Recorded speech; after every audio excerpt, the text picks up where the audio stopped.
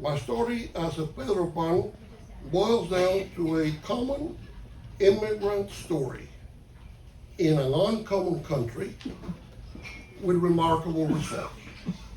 I brought within my heart a burning desire to succeed. I also brought the values that my family and my Escolapia teachers instilled in me: respect for truth and freedom, love of God, compassion, honesty, hard work, and reverence for human life. The values, education, and love that I received as a child in Cuba helped me to cope with the emotional shock and the hardships of coming as an unaccompanied minor. And many of you here share the same story, so I know you can relate. 63 years ago, I left Cuba, my homeland. I was 15 years old. The night before my departure, my parents pampered me and peppered me with last-minute advice, in one ear and out the other. I don't remember a word they said. I must have been very scared and a little excited. Courageously, my parents put me on a plane to Miami so that I could leave in freedom. There I met Emmy Bote, by the way, when we arrived in Miami, and she came all the way from Atlanta today. Catholic Charities welcomed the stranger. They placed me at Camp Matecumbe. There, the care was more than adequate. It was fine. But the pain of withdrawal from my family and friends was very intense. Clearly, I dealt poorly with the distress to my system. In 2 months, believe it or not, I dropped over 20% of my body weight. I went from 148 pounds to 115 pounds. And it wasn't for lack of food or for lack of care. I was in shock. 2 months into my exile, my younger and only brother arrived from Cuba. Coincidentally, Luis Gustavo arrived on the same plane as a young, tall, and skinny Melquiades Martinez, who we now know as former U.S. Senator Mel Martinez. That day had a very special meaning for me. On the exact moment that my brother and I reunited at the stairs of the plane, I gave up my childhood. I gave up worrying about myself. And at the age of 15, I became a man. My brother's well-being became the focus of my well-being and gave purpose to my days. In Cuba, we have fought like cats and dogs. In Matecumbe, he soon became, and remains to this day, my best friend. It was our private version of you and me against the world.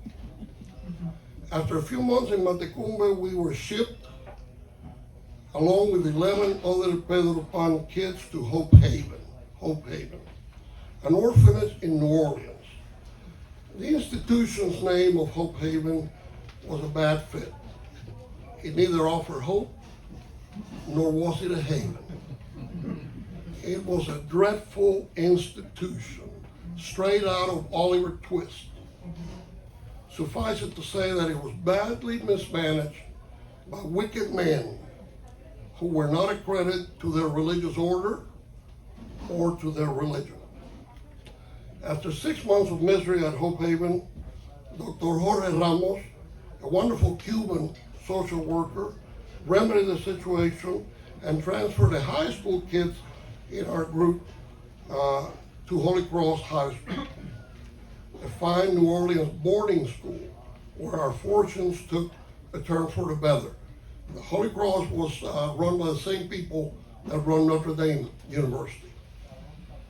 Fortuitously, 1 week before the October crisis of 1962, when the gates were closed between Cuba and the United States, our parents arrived in Miami, and my brother reunited them there. I stayed in New Orleans to finish my senior year in high school.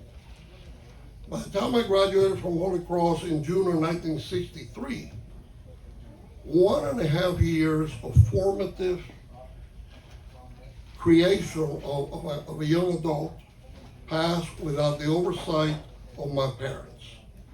I was almost 17, and in New Orleans, I discovered the French Quarter, freedom, women, and beer. And frankly, as a 17-year-old, I was no longer keen to reunite with my parents. I half-heartedly invited them to join me in New Orleans. My mom says that in those days, I was like a slippery bar of soap. If she held me too tight, I'd jump out of her hand. And if she held me too softly, I'd slip between her fingers. In the immortal words of comedian Steve Martin, I really was a wild and crazy guy. Mom and Dad came to New Orleans, linked up with Dr. Ramos, a social worker I mentioned, and pioneered a Catholic Charities foster home for Pedro Pan kids. Over the course of 4 years at their foster home, 36 different kids experienced their excellent care. My parents felt an obligation to Catholic Charities for selflessly caring for us and keeping us safe and sound. This was their way of paying back. Their altruistic example was the seed which later germinated into my own quest for public service. Meanwhile, I met a beautiful Pedro Pan girl who, after a 4.5-year courtship, became my wife. Tere has been my wife, as Armando said, for 57 years. She's a saint. She will eventually, you'll be able to pray to her because she is a saint. But more importantly, she's been the compass in my life's journey. We are the parents of 2 terrific kids, children well in their 40s now, and the grandparents of 5 wonderful grandchildren.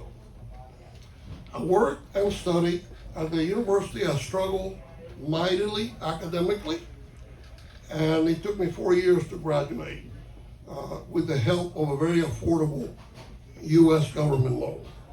Eventually, I graduated from Louisiana State University, go LSU Tigers.